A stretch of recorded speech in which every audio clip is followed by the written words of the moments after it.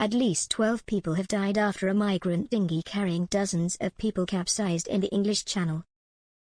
The French authorities launched a huge rescue operation, scrambling Coast Guard ships and air ambulances to the wreckage off the coast of Le Portel. Some 53 survivors were taken ashore. France's Interior Minister, Gérald Darmanin said, "Terrible shipwreck in Pas-de-Calais, off Wimieux." The provisional toll stands at 12 dead, 2 missing and several injured. All government services are mobilized to find the missing and take care of the victims. "I am on my way to visit the elected officials and the emergency services." Crew on a French government-operated ship, the Mink, were the first to become aware of the emergency and to respond, Naval Officer Etienne Boggio told AFP. Olivier Barberin, chief of French coastal town Le Portel, near Boulogne-sur-Mer where casualties are being treated, said, "Unfortunately, the bottom of the boat ripped open." A French emergency services spokesman said, "The sinking of a boat overcrowded with around 70 migrants on board took place early on Tuesday. A Navy helicopter is bringing in victims who are in a critical condition. Some appear to have been suffocated. Around 10 people have been reported dead." Gérald Darmanin, the French Interior Minister, is said to be on his way to the scene along with the state prefect of Pas-de-Calais.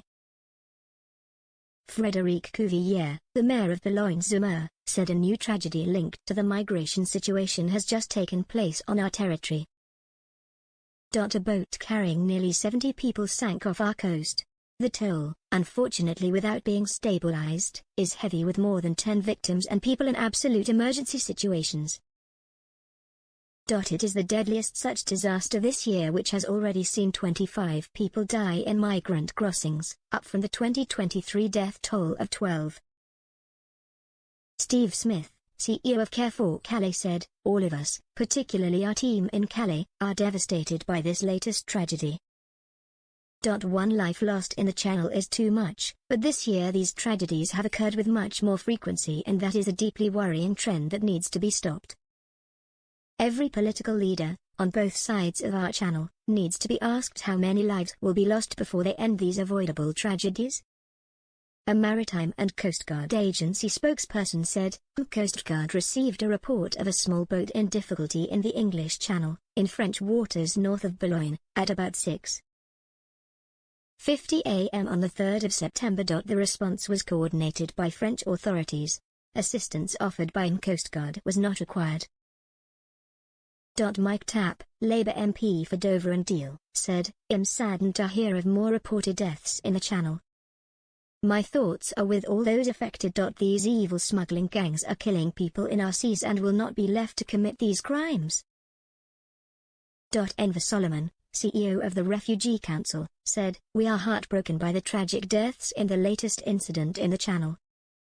Our thoughts and sympathies are with the victims and their loved ones. We are grateful to all those involved in the search and rescue operations, who work tirelessly to save lives under extremely difficult circumstances." The number of deaths in the Channel this year has been shockingly high. It is a devastating trend that shows the urgent need for a comprehensive and multi-pronged approach to reduce dangerous Channel crossings. Enforcement alone is not the solution. Heightened security and policing measures on the French coast have led to increasingly perilous crossings, launching from more dangerous locations and in flimsy, overcrowded vessels. In addition to taking action against the criminal gangs themselves, the government must develop a plan to improve and expand safe routes for those seeking safety. People risk their lives out of desperation, fleeing violence and persecution in countries like Afghanistan, Syria and Sudan in search of safety. We must create effective and humane pathways for those seeking refuge to reduce the need for dangerous crossings and prevent further tragedies. We stand ready to work constructively with the government to build a fair, orderly and compassionate asylum system that prioritizes human life and dignity.